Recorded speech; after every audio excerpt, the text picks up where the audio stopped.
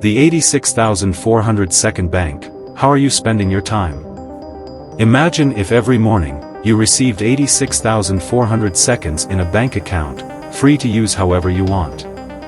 But at midnight, whatever you didn't use disappears forever. The truth is, this isn't just a metaphor.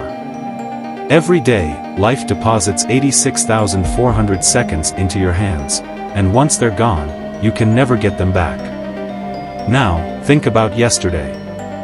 How did you spend your time? Did you invest it in something meaningful, or did you let it slip away on distractions?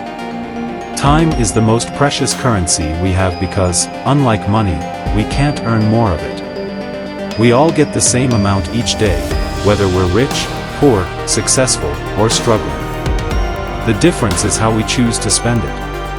Have you ever caught yourself or putting off something important? We often treat time as if it's unlimited. But if we knew exactly how many days we had left, would we still waste it the same way?